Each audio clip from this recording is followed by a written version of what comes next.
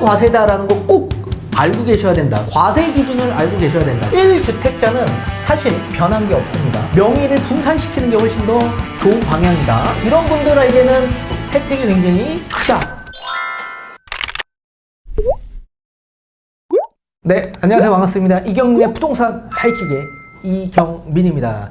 지금 민주당에서 추진하고 있는 다주택자 종부세 관련된 이 법안 발의된 내용을 토대로 여러분들에게 계속 강의를 진행해 드리고 있습니다.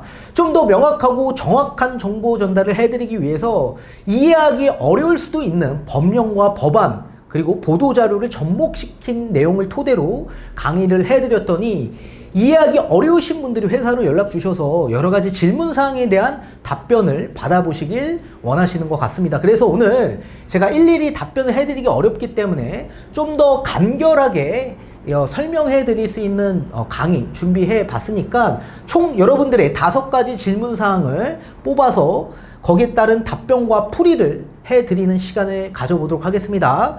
오늘 마무리되는 영상이 되셨으면 좋겠고 꼭 궁금증 해결이 되셨으면 좋겠습니다. 그리고 종종 이런 분들이 계세요.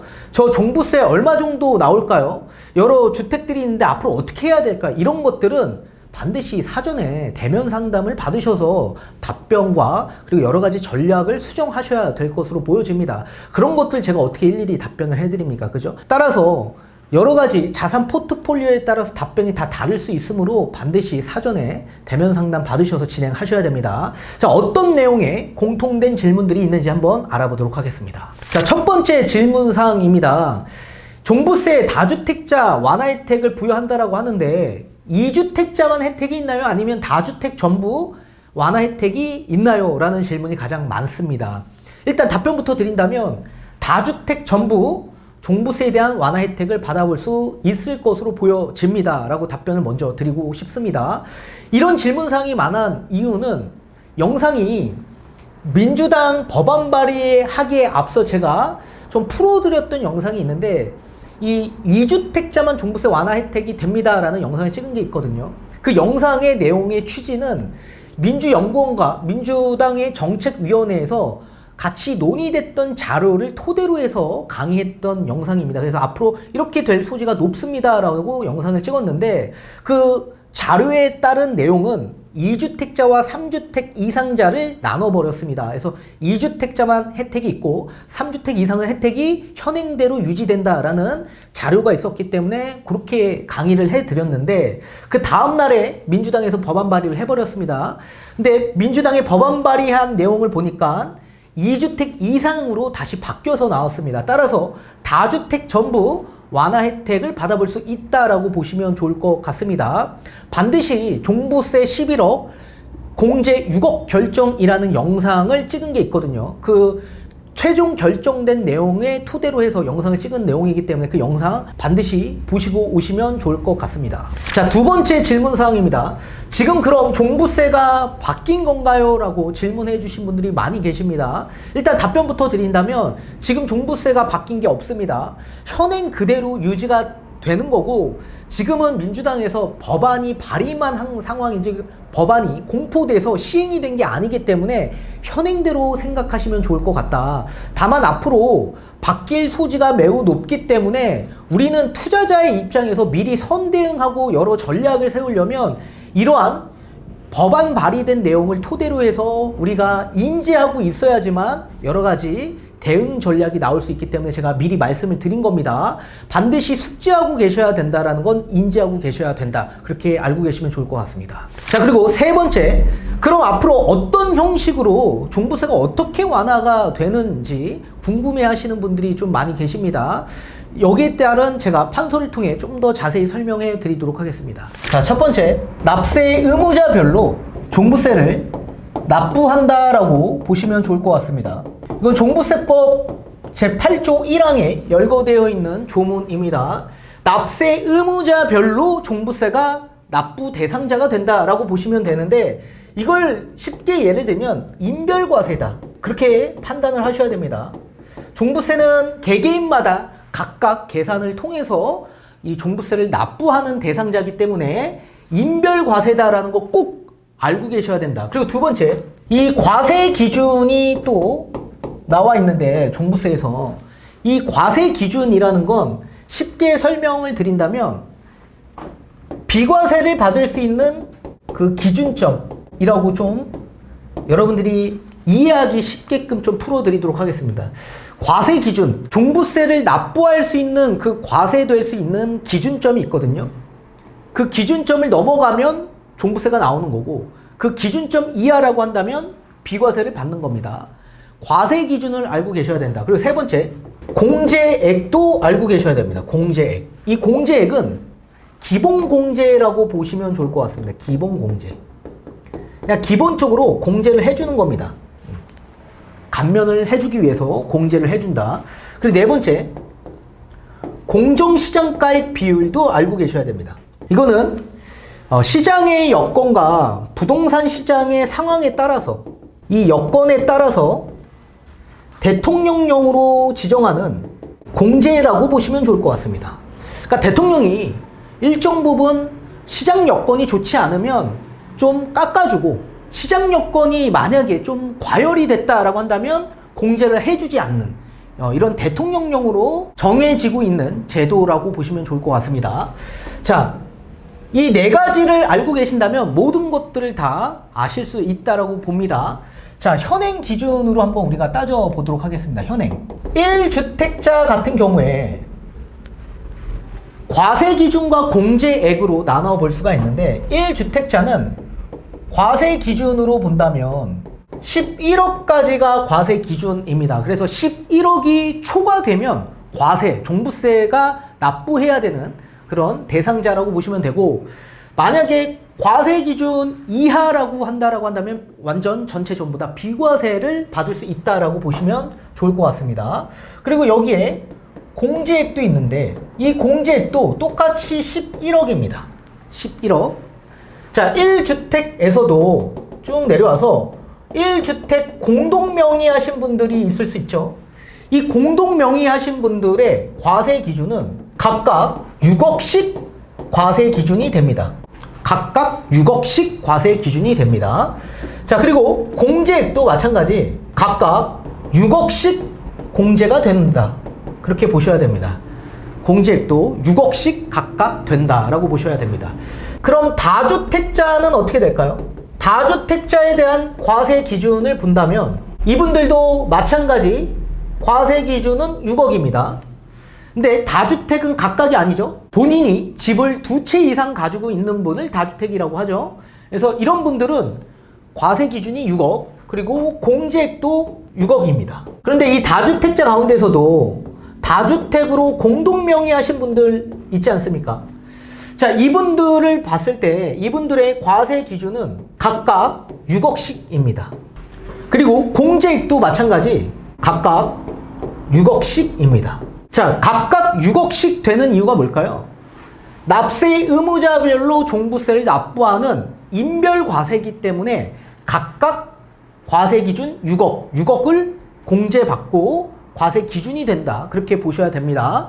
그리고 공정시장가액 비율을 보게 된다면 현행 60에서 100% 수준에서 대통령령으로 정한 수준의 이 공제를 해줄 수가 있습니다. 자, 이런 상황에서 지금 법안이 발의가 되어 있는 상황인데 이 내용으로 만약에 진행을 하게 될 경우에 1주택자는 사실 변한 게 없습니다. 예전과 똑같습니다. 동일하다. 변한 게 하나도 없다. 1주택자는 그대로 갑니다. 근데 다만 다주택자는 좀 달라집니다. 다주택자 가운데서 과세 기준을 봤을 때 11억까지가 과세 기준이다. 그렇게 보셔야 되고 11억이 초과됐다. 그러면 종부세를 납부해야 되는 대상자고 11억 이하이다. 그러면 전체 전부 다 비과세가 가능하다. 공제액은 다만 여기서 헷갈려 하시는 분들이 계셔요.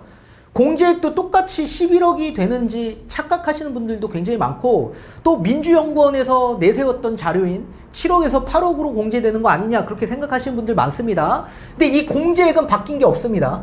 공제액은 그대로 뒀어요. 그래서 공제는 6억이다. 그렇게 보셔야 됩니다. 자, 그럼 만약에 우리 한 세대가 있습니다. 1세대가 있는데 본인 명의로 집을 두 채 가지고 계신 분이 계신데요. 그리고 그 두 채의 공시가격 합산이 12억이다 라고 할 경우에 어떻게 되죠? 과세 기준 11억을 넘어갔죠. 11억 초과이다 보니까 12억에 공제 6억이 돼서 6억에 대한 종부세 계산이 필요합니다. 만약에 한 세대에서 본인이 집을 두 채 갖고 있는 똑같은 동일한 사람이다. 근데 공시가격 합산이 11억이다 라고 할 경우에는 전체 전부 다 비과세다. 따라서 11억이 초과되는 부분에 공제를 6억밖에 받지 못하기 때문에 종부세가 엄청나게 많이 나올 수 있는 구조죠. 그러니까 예전과 똑같은 구조입니다. 자, 근데 반대로 다주택자 가운데서도 공동명의로 진행되는 다주택이 있을 거 아닙니까? 이분들의 과세 기준을 따져본다면 이분들도 마찬가지 각각 11억씩 공제가 된다. 그렇게 보셔야 됩니다. 각각 11억씩 공제가 된다. 다만 공제를 봤을 때 공제액은 각각 6억씩 공제가 되는 겁니다. 각각 6억씩 공제가 된다. 자, 이 공동명의 하신 분들 계시죠? 자, 예를 들면 집이 두 채가 있습니다. 1세대에서.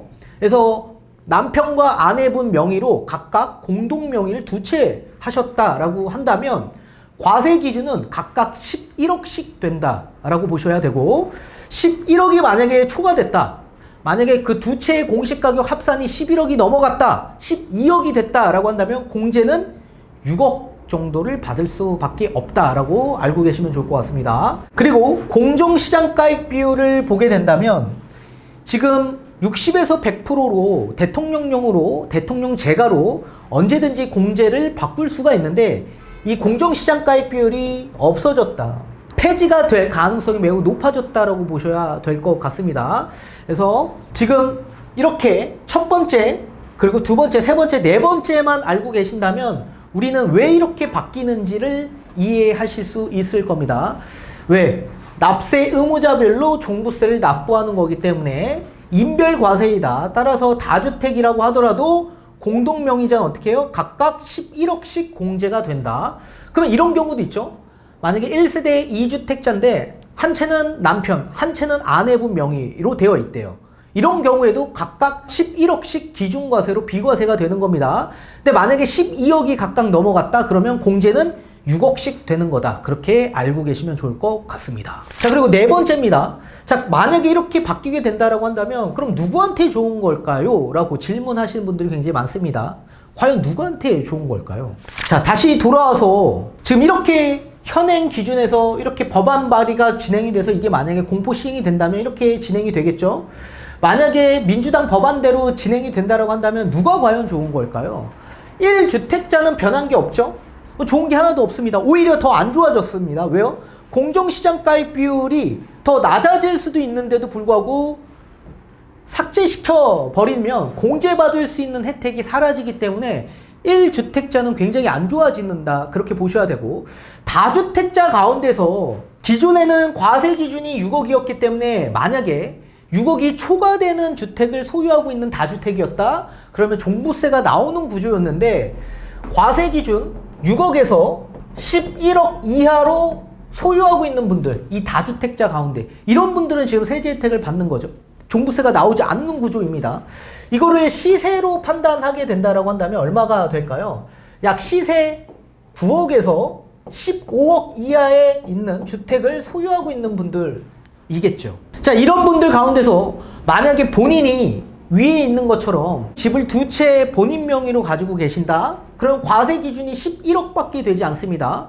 그런데 이 반대로 아내분 명의, 남편분 명의로 되어 있거나 아니면 서로 공동 명의로 되어 있다라고 할 경우에는 각각 11억, 11억 해서 총 22억까지는 공제를 받지 않습니까? 그렇기 때문에 본인이 집을 두 채로 소유하고 있는 것보다 명의를 분산시키는 게 훨씬 더 좋은 방향이다. 그렇게 보셔야 될 겁니다.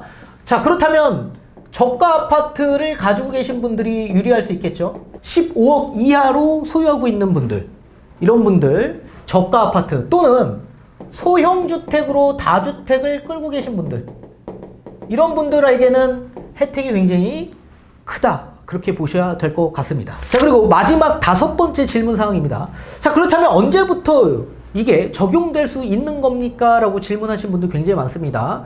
지금 민주당이 법안 발의가 되어 있는 상황이고 접수가 끝났고 지금 상임위원회로 넘어갔습니다. 그래서 소관위로 넘어가서 지금 기획재정위원회에서 검토 중에 있는 상황이고 이게 이제 만약에 상정이 되면 이 법제사법위원회로 회부가 됩니다. 거기서 이제 또 상정이 되면 본회의로 넘어가서 이제 이 과반이 넘는 이 국회 통과가 필요한 부분이 있습니다. 근데 우리가 이 국회에 있어서 본회의가 열릴 수 있는 이 회기 기간이 정해져 있는데 이 정기국회와 임시국회로 나눠질 수 있습니다. 이 정기국회는 1년에 딱 한 번씩 정기적으로 열릴 수 있는 국회라고 보시면 되는 거고 근데 그게 9월 1일부터 약 100일간 본회의가 이제 집행이 되는 겁니다. 그런데 그 시기 때까지 기다리기에는 사실상 11월 달에 종부세 고지서 발송이 돼야 되기 때문에 그 시기 이후에 국회 통과가 된다고 한다면 굉장히 늦은 거죠. 따라서 임시국회에서 본회의를 열어야 되는데 임시국회가 원래는 짝수 달에 진행이 됐었는데 이게 바뀌어서 2월, 3월, 4월, 5월, 6월 그리고 8월 달에 열립니다. 따라서 8월 달까지 임시국회 통과가 필요한 부분이 있습니다. 그래서 이게 만약에 통과가 된다라고 한다면 이 정부로 이송이 돼서 국무회의를 열어야 되는데 그에 앞서 이 대통령이 거부권 행사를 진행할 수 있습니다. 그래서 이 거부권 행사로 만약에 진행을 할 경우에 다시 본회의로 회부가 됩니다. 그래서 다시 이 과반이 아닌 3분의 2 이상의 동의를 얻어야지만 이 법안이 통과가 되는 건데 3분의 2 이상의 동의를 얻지 못할 경우에 이 대통령의 거부권 행사가 가결이 되는 거기 때문에 없어질 수도 있는 부분이 있다. 따라서 이거는 좀 더 지켜봐야 할 상황이지만 지금으로서는 사실 시간도 촉박하고 임시국회에서 아마 국회 통과가 될 가능성이 매우 높기 때문에 만약에 통과가 된다라고 한다면 11월 달 고지서에 아마 이 내용이 포함이 돼서 여러분들의 종부세가 좀 감면이 될 수 있을 것으로 보여집니다. 이 법안이 될지 안 될지는 모르겠지만 투자자로서는 당연히 알아놔야 할 법안이죠. 갑작스럽게 이 법안이 시행된다면 여러분들 그 앞전에 만약에 매도했다라고 한다면 어떻게 하실 겁니까? 그죠? 그러니까 반드시 알아놓으셔야 된다. 따라서 오늘 총 5가지에 대한 여러분들의 공통된 질문사항에 대한 답변을 좀 풀어드렸습니다. 여러분들이 좀 이해하셨으면 좋겠고 좀 더 명확하게 다시 한번 궁금한 사항이 있으시면 상담을 통해서 진행을 하시면 좋으실 것 같습니다. 좋은 주말 되십시오.